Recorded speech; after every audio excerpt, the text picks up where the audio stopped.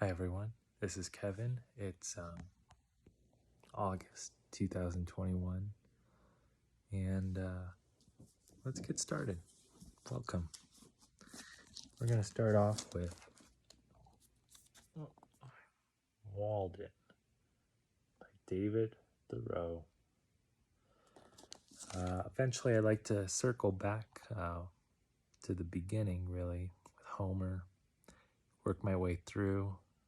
It's what I've been doing for the past 10 years or so. But for those watching at a different time, it's August of 2021 and times are interesting to say the least. So come join me. I'm hoping the next one will be live. I've tried to set it up on YouTube. I'm down in my basement, as you can probably tell. I'm hoping to make things look a little more professional as we get going, if enough people can join in. But if not, that's okay. All we need is this. I really like this version. It's edited by Jeffrey S. Kramer. I've gotten about 15 pages in, but and I'll show you here in a second. I really enjoy it.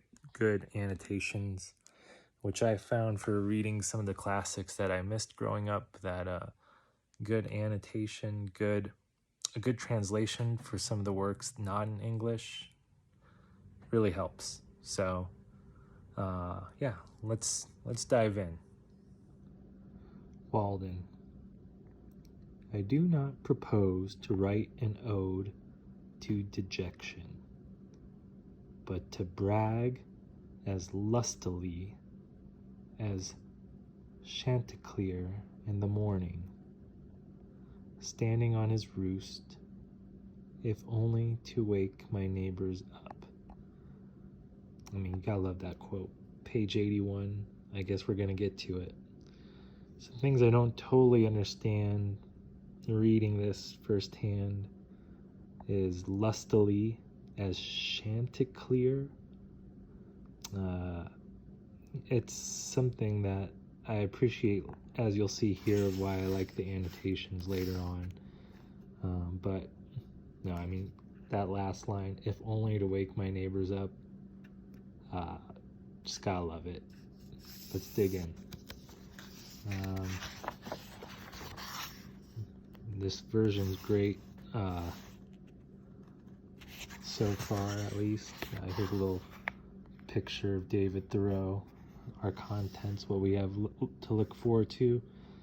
Walden, economy, where I lived and what I lived for, reading, sound, solitude, visitors.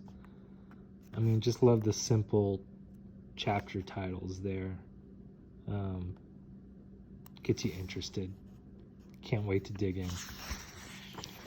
Illustrations. I saw this earlier, a daguerreotype of Henry David Thoreau. Curious if anyone knows any more info about what that is. To me, it looks kind of like a drawing slash picture. I think you'll see what I mean. Let me see. Yeah, this is it. I mean, it looks kind of photographic, but also kind of drawn at the same time. Anyway, that's who we're going to be listening to. David Thoreau from 1856. Incredible, just to go back and hear what he had to say. I was looking earlier, and I think this introduction, especially this first page, I think I'm just going to read it. I try to take notes, but I was just kind of writing every sentence down. So, introduction. Walden, published. That is all that Thoreau wrote in his journal on the 9th of August, 1854, the day of the publication of Walden, 9 years and 7 manuscript drafts after his move to Walden Pond. Several months earlier, when he received the first proofs, he simply wrote, "Got first proof of Walden." It seems like one of the most uneventful occurrences, given the lack of notice in his journals.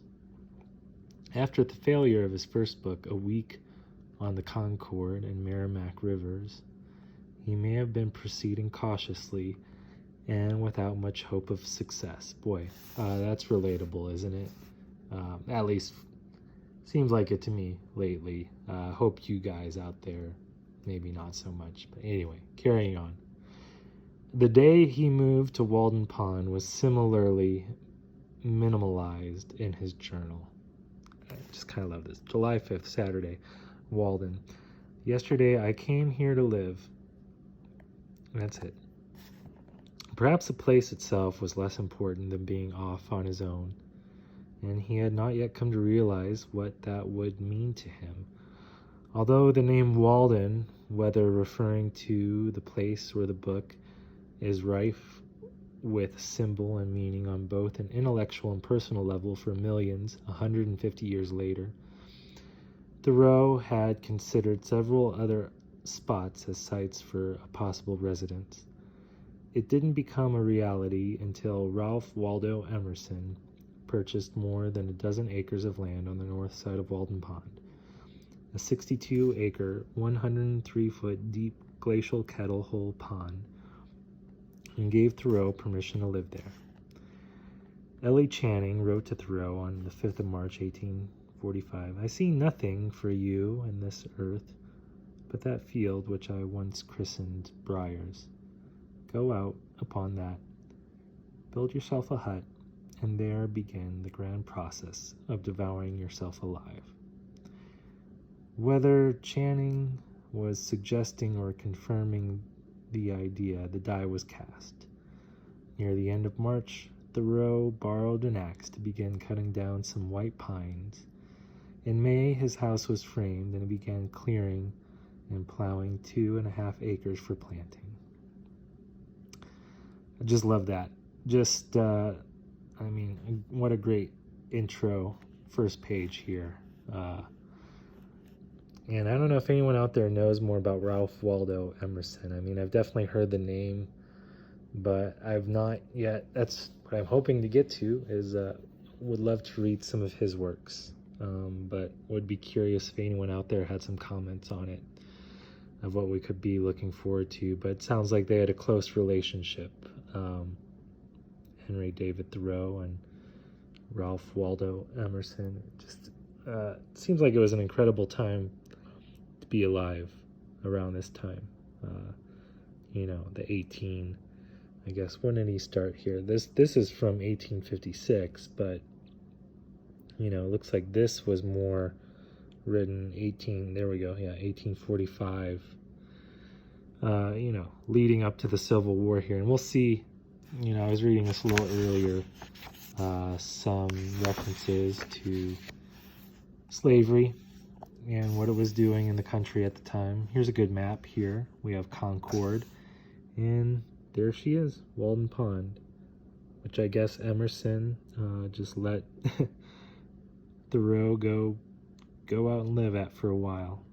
And pretty interesting. Here's a little view here. I've never been to this part of the country, would love to visit.